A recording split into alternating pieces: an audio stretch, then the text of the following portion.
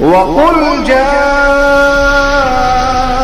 الْحَقُّ وَزَهَقَ الْبَاطِلُ إِنَّ الْبَاطِلَ كَانَ زَهُوقًا۔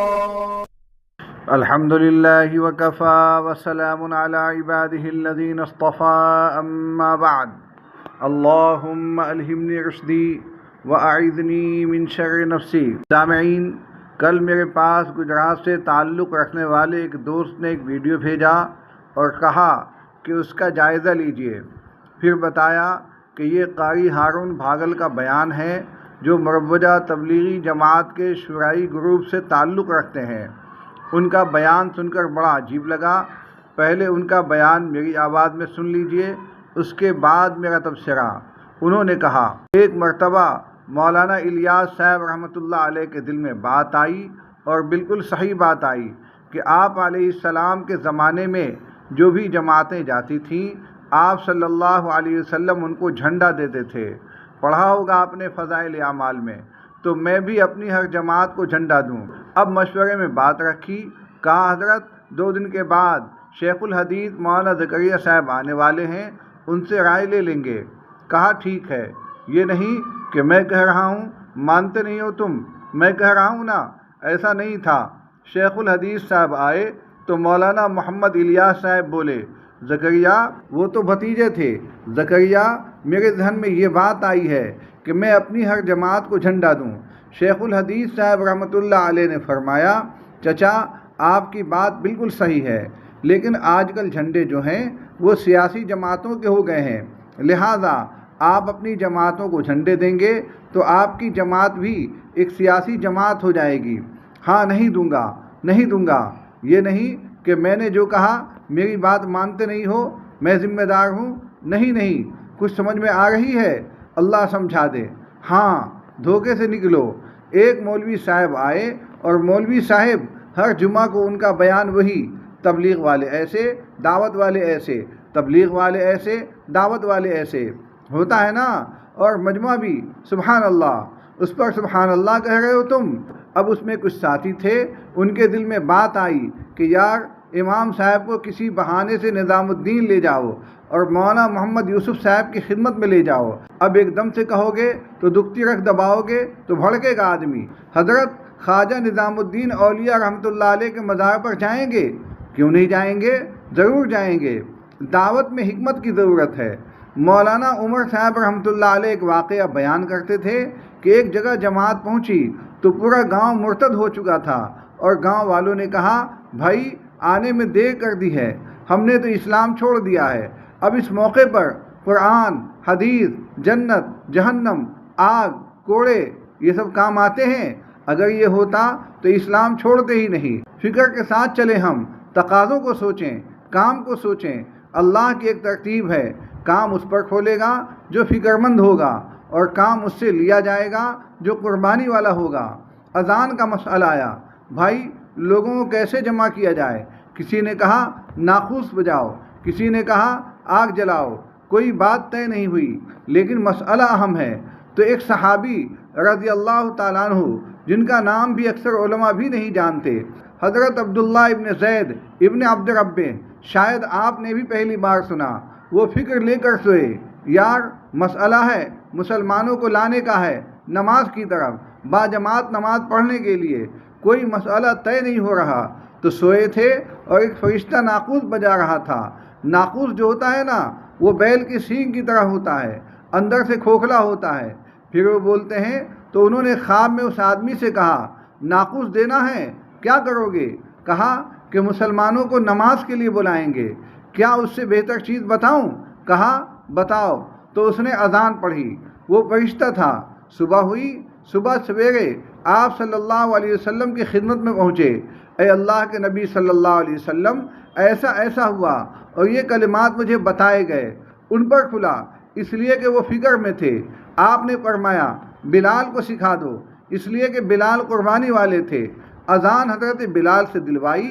تھوڑی دیر کے بعد حضرت عمر آئے چادر گھسیٹتے ہوئے، اے اللہ کے نبی علیہ السلام، میں نے یہ دیکھا، وہی دیکھا۔ آپ علیہ السلام نے فرمایا، اللہ کا فضل ہے اللہ جسے چاہے دے دے۔ خواجہ نظام الدین اولیاء رحمۃ اللہ علیہ کے مزار پر لے گئے۔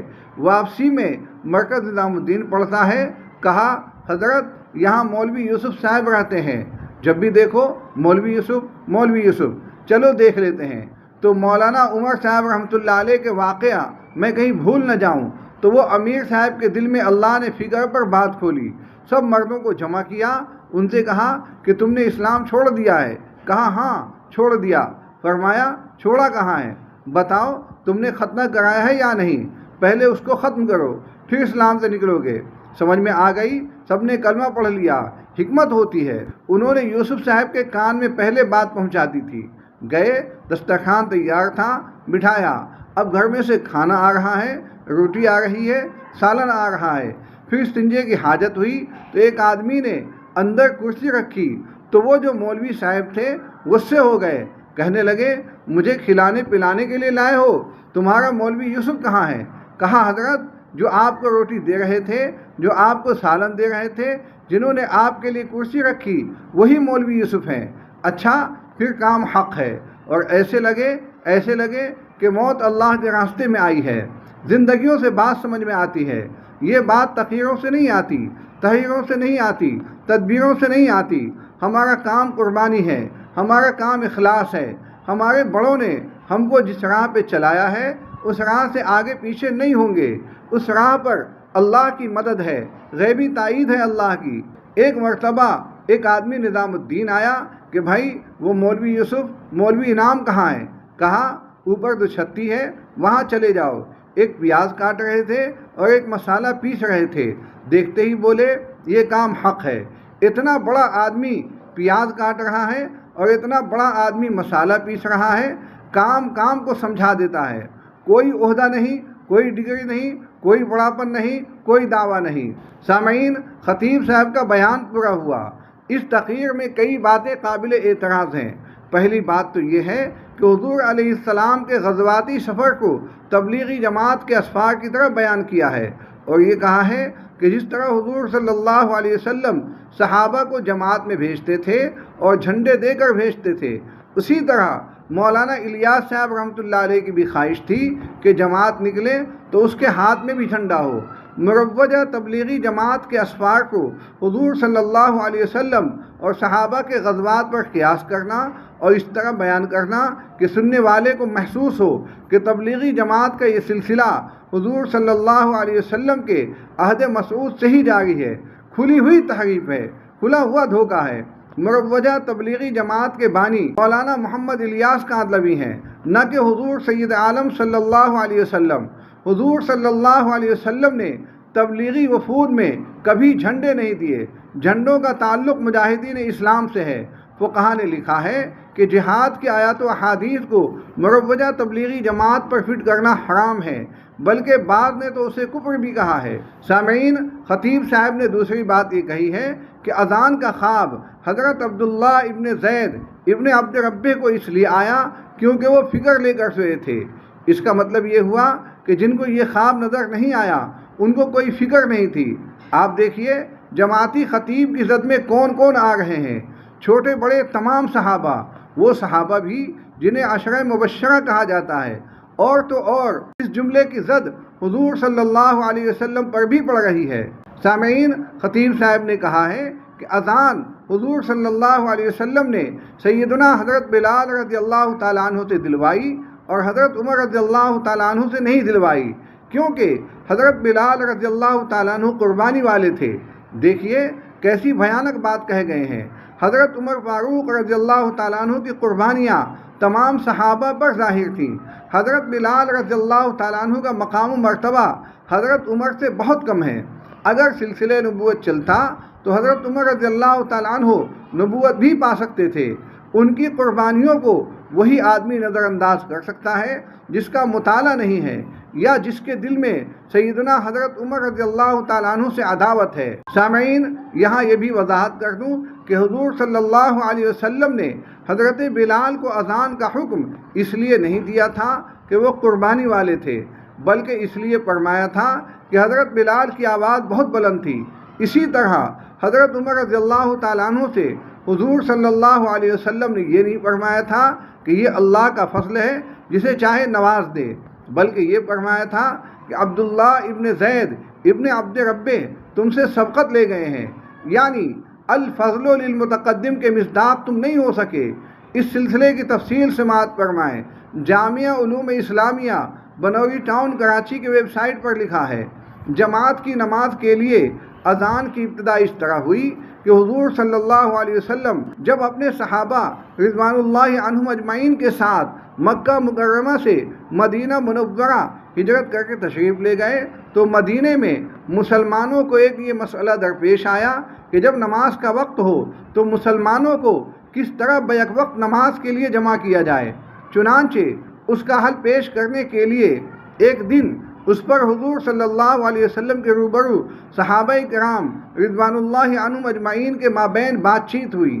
بعض صحابہ کرام رضوان اللہ عنہم اجمعین نے یہ مشورہ دیا کہ نصارہ کی طرح ناقوس بجایا جائے، بعض نے یہودیوں کی طرح بوق بجانے، جبکہ بعض نے آگ جلانے کا مشورہ دیا، لیکن حضور صلی اللہ علیہ وسلم کو ان مشوروں میں سے کوئی مشورہ پسند نہیں آیا، کیونکہ اس میں دیگر غیر مسلم اقوام کے ساتھ مشابہت لازم آ رہی تھی، لیکن قبل اس کے کہ اس سے متعلق کوئی آسمانی ہدایت نازل ہو، حضور صلی اللہ علیہ وسلم نے ناقوس بجانے کا حکم صادر فرمایا، کیونکہ وہ عیسائیوں کا طریقہ تھا اور حقیقی عیسائی یہودیوں کی نسبت مسلمانوں کے زیادہ قریب ہیں۔ جب صحابہ کرام رضوان اللہ عنہم اجمعین منتشر ہو کر اپنے گھروں میں تشریف لے گئے تو حضرت عبداللہ ابن زید ابن عبد ربہ رضی اللہ تعالیٰ عنہ نے رات کو خواب میں دیکھا کہ ایک اللہ کا بندہ ہے جس کے ہاتھ میں ناقوس ہے۔ فرماتے ہیں کہ میں نے ان سے پوچھا، آپ یہ ناقوس بیچنا چاہتے ہیں؟ تو انہوں نے جواب میں کہا کہ آپ اس کا کیا کریں گے؟ میں نے کہا کہ ہم اس کے ذریعے لوگوں کو نماز کے لیے جمع کریں گے۔ تو انہوں نے کہا کہ کیا میں اس سے بہتر طریقہ آپ کو نہ بتاؤں؟ میں نے کہا کہ کیوں نہیں؟ تو اس اللہ کے بندے نے کہا، آپ یہ کہا کریں، اللہ اکبر اللہ اکبر اللہ اکبر اللہ اکبر، اشہد ان لا الہ الا اللہ اشہد ان لا الہ الا اللہ اشہد ان محمد رسول اللہ اشہد ان محمد رسول اللہ، حی علی الصلاۃ حی علی الصلاۃ حی علی الفلاح حی علی الفلاح، اللہ اکبر لا الہ الا اللہ۔ جب صبح ہوئی تو میں نے حضور صلی اللہ علیہ وسلم کی خدمت میں جا کر یہ خواب سنایا۔ حضور صلی اللہ علیہ وسلم نے فرمایا، بے شک یہ برحق خواب ہے، انشاءاللہ بلال کے ساتھ اٹھ جائیں اور ان کو وہ الفاظ بتائیں جو آپ نے خواب میں دیکھے ہیں، تاکہ وہ ان کے ذریعے اذان دیں، کیونکہ وہ آپ سے زیادہ اونچی آواز والے ہیں۔ پھر میں حضرت بلال رضی اللہ تعالیٰ عنہ کے ساتھ اٹھا اور ان کو وہ کلمات بتانے شروع کیے اور وہ اذان دینے لگے۔ حضرت عمر رضی اللہ تعالیٰ عنہ نے یہ اذان سنی جبکہ وہ گھر میں تھے تو چادر گھسیٹتے ہوئے گھر سے نکلے اور حضور صلی اللہ علیہ وسلم سے عرض کرنے لگے، یا رسول اللہ، اس ذات کی قسم جس نے آپ کو حق کے ساتھ مبعوث فرمایا ہے، میں نے بھی خواب میں یہی کلمات دیکھے ہیں جو حضرت عبداللہ ابن زید رضی اللہ تعالیٰ عنہ نے دیکھے ہیں۔ تو حضور صلی اللہ علیہ وسلم نے فرمایا، للہ الحمد، تمام تعریفیں اللہ کے لیے ہیں۔ اور ایک روایت میں ہے کہ حضور صلی اللہ علیہ وسلم نے فرمایا کہ عبداللہ ابن زید رضی اللہ تعالیٰ عنہ آپ سے سبقت لے گئے، کیونکہ انہوں نے پہلے اپنے خواب کی اطلاع دی تھی، یہیں سے اذان مشروع ہوئی۔ سامعین، خطیب صاحب نے ایک امام کا قصہ سناتے ہوئے کہا ہے کہ وہ مروجہ تبلیغی جماعت کے خلاف بولتے تھے۔ انہیں جب نظام الدین مرکز لے جایا گیا، مولانا محمد یوسف کاندلوی سے ملاقات ہوئی، انہیں دسترخوان لگاتے، کھانا کھلاتے اور بیت الخلاء کا انتظام کرتے دیکھا تو ان کی رائے بدل گئی اور کہنے لگے کہ مروجہ تبلیغی جماعت کا کام برحق ہے، اور پوری زندگی مروجہ تبلیغی جماعت میں لگا دی، حتیٰ کہ موت بھی جماعتی سفر میں ہی آئی۔ سامعین، مجھے یہ واقعہ جھوٹ لگتا ہے۔ جو نظریہ علمی بنیادوں پر قائم ہو وہ خدمت سے تبدیل نہیں ہوتا، نظریہ دلیل سے تبدیل ہوتا ہے، نہ کہ خدمت سے۔ سامعین، خطیب صاحب نے اخیر میں یہ کہا ہے کہ ہمارے اکابر ہمیں جس راستے پر ڈال گئے ہیں ہمیں اسی پر چلنا ہے، اس سے آگے پیچھے نہیں ہوں گے، کیونکہ اسے تائید غیبی حاصل ہے۔ خطیب صاحب کو جماعتی اکابر تو دکھائی دے دیے، حضور صلی اللہ علیہ وسلم، صحابہ کرام اور 13.5 صدیوں کے اکابر نظر نہیں آئے۔ افسوس، حضور صلی اللہ علیہ وسلم ہمیں مروجہ تبلیغی جماعت میں لگا کر نہیں گئے ہیں، بلکہ کتاب اللہ اور سنت رسول اللہ کو مضبوطی سے تھامنے کی تلقین فرما گئے ہیں۔ آپ علیہ السلام نے یہ بشارت بھی سنائی ہے کہ جب تک ان دونوں کو مضبوطی سے تھامتے رہو گے کبھی گمراہ نہیں ہوگے۔ نیز یہ دعویٰ کرنا کہ مروجہ تبلیغی جماعت کو تائید غیبی اور مدد الہی حاصل ہے، یہ دعویٰ بھی خواہ مخواہ ہے۔ اگر تائید غیبی حاصل ہوتی تو جماعت سے تعلق رکھنے کے باوجود اتنے لوگ مرتد اور گمراہ نہیں ہوتے۔ تائید غیبی اگر عددی قوت کا نام ہے تو بریلوی فرقہ یہ کہنے میں حق بجانب ہوگا۔ میں سمجھتا ہوں کہ خطیب صاحب کا یہ بیان خالص جہالت اور غلو پر مبنی ہے۔ میں نے نوٹ کیا ہے کہ جس جماعتی کا بھی بیان ریکارڈ ہوا ہے اس نے شریعت میں گھپلہ ضرور کیا ہے۔ مروجہ تبلیغی جماعت میں ایسا کوئی خطیب نہیں جو غلو یا جھوٹ سے بچ کر بیانات کرتا ہو۔ اللہ تعالی ہمیں ہر طرح کے بدعت و خرافات سے بچائے۔ وآخر دعوانا ان الحمد للہ رب العالمین۔